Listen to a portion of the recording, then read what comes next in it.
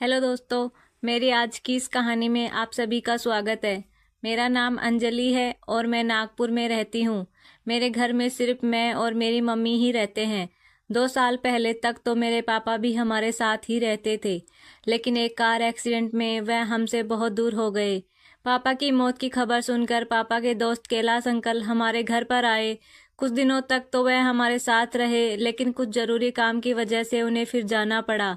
लेकिन उन्होंने हमसे वादा किया कि वह हमेशा हमारे साथ रहेंगे। पापा के बाद एक कैलाश अंकल ही थे जो हमसे बहुत प्यार करते थे। मैं जब बहुत छोटी थी तब से कैलाश अंकल हमारे घर आते जाते थे और वह पापा के बहुत अच्छे दोस्त थे। वह इतने करीबी थे कि लगता ही नहीं था कि वह पापा के दोस्त हैं, बल्कि ऐसा लगता था कि वह हमारे परिवार के ही एक सदस्य हैं जो थोड़ा हमसे दूर रहते हैं। जब मैं छोटी थी तब अंकल पापा के साथ हमारे घर आते थे और मेरे लिए ढेर सारी चॉकलेट लेकर आते थे। मैं खुशी के मारे उनके गले लग जाती थी और उनके साथ खेलने भी लगती थी। लेकिन अब मैं 18 साल की हो चुकी थी। धीरे धीरे मेरे अंदर का बचपन खत्म होने लगा था और मैं बड़ी हो गई थी। लेकिन अभी भी जब मैं अंकल से मिलती तो उनके गले ही लगती थी। अब दोस्तों, जब से पापा गुजरे थे तब से मेरी मम्मी बहुत उदास रहती थी। मैं सोचती थी कि पता नहीं वह कभी खुश रहेगी भी या नहीं। लेकिन जब भी कैलाश अंकल हमारे यहाँ आते थे तो हो ना हो मम्मी के चेहरे पर थोड़ी सी खुशी की झलक तो नजर आती थी। मैंने भी अपने आप में एक वादा किया कि मैं मम्मी को कभी भी उदास नहीं होने दूंगी। मेरी मम्मी अभी 45 साल की थी, लेकिन वह एक 30 साल की औरत लगती थी। जब भी मैं और मम्मी मार्केट जाते थे तब लोग हमें ऐसे देखते थे जैसे हम माँ बेटी नहीं बल्कि दोनों बहनें हों। मेरी मम्मी बहुत ही स्मार्ट थी, लेकिन उनकी उदासी के कारण उनका चेहरा मुरझा गया था। एक दिन मैं सोफे पर बैठी सोच रही थी कि मम्मी हमेशा उदास रहती है तो मुझे बुरा लगता है। ऐसे में कोई उनकी उम्र का हो जिससे वो हर चीज़ शेयर कर सके, हर चीज़ बता सके, लेकिन ऐसा कौन हो सकता है। मैं ये सोच ही रही थी, तभी मेरे मन में ख्याल आया कि क्यों ना मैं कैलाश अंकल से बात करूं।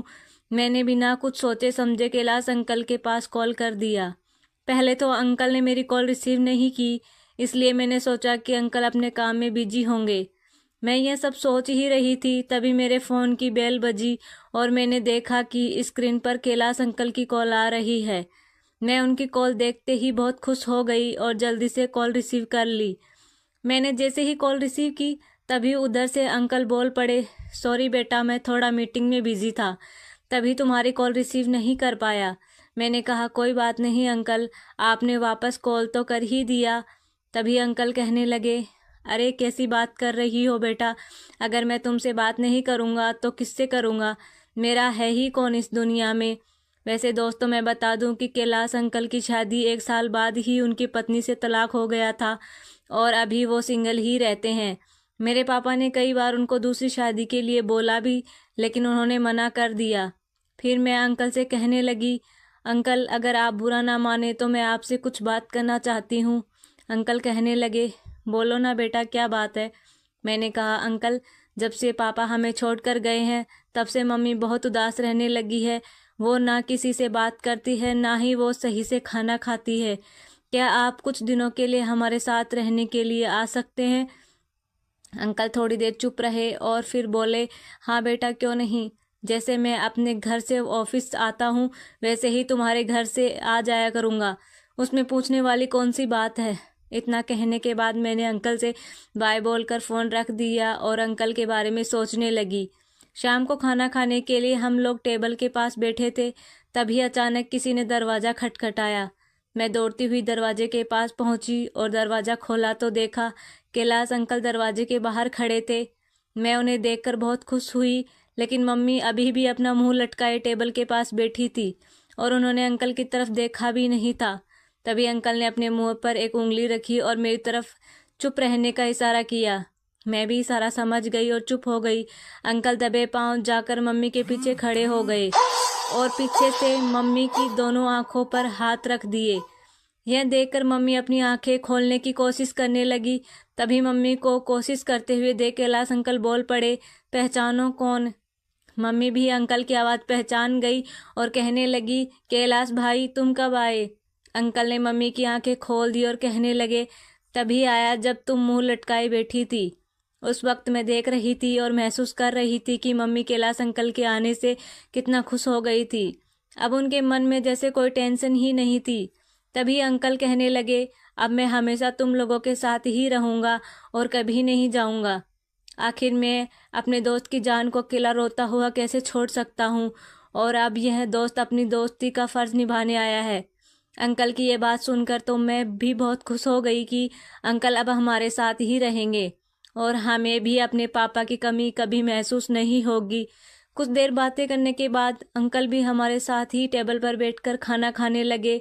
खाने के बाद उस दिन हम सब लोग एक साथ एक ही रूम में लेट गए और देर रात तक बातें की। फिर अंकल को सुबह ऑफिस भी जाना था और उन्हें नींद भी आ रही थी, तो वह सो गए। मैं भी अंकल के सीने पर अपना सिर रखकर लेटी थी और ऐसे ही सो गई। सुबह कब हो गई पता ही नहीं चला। सुबह हम सब ने साथ में नाश्ता किया और अंकल ऑफिस चले गए। अब तो रोज ऐसा ही चलने लगा। अब मैं अंकल को अपना पिता मानने लगी थी, क्योंकि वो शायद पिता से भी बढ़कर थे, जो हमारे साथ रह रहे थे।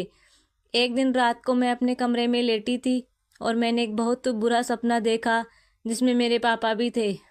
अचानक से मेरी आंख खुली तो मैंने देखा कि मैं अपने रूम में लेटी हूँ और मेरे सर से पसीना टपक रहा है। मुझे बहुत तेज प्यास लगी, इसलिए मैं उठी और जग उठाकर पानी पीने लगी। तभी मैंने देखा कि जग तो पूरी तरह से खाली है। फिर मैंने सोचा कि किचन से पानी पी लेती हूँ। मैंने अपने कमरे का दरवाज़ा खोला और जग लेकर किचन की तरफ जाने लगी। रास्ते में ही मम्मी का कमरा भी पड़ता है और आगे वाला कमरा अंकल का था। जब मैं अंकल के कमरे के पास पहुंची तो वहां से कुछ अजीब अजीब सी आवाज़ें आ रही थी। मैंने सोचा शायद अंकल टीवी देख रहे होंगे और मैं बिना कुछ ध्यान दिए आगे बढ़ने लगी। तभी वो आवाज़ तेज हो गई। मैंने सोचा कि आखिर ऐसा क्या हो सकता है।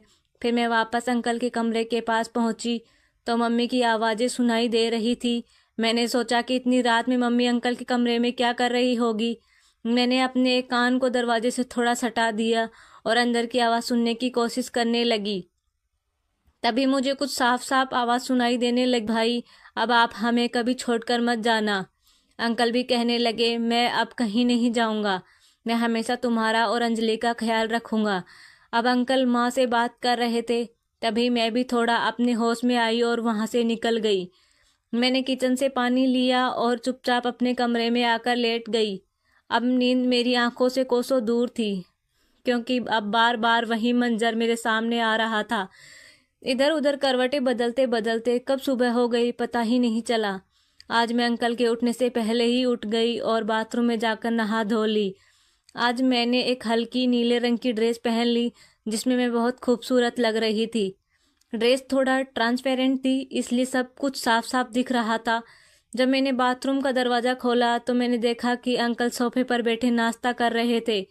मैं बाथरूम से टॉवल को अपने गीले बालों में लपेटकर बाहर आ गई और अंकल के सामने आकर खड़ी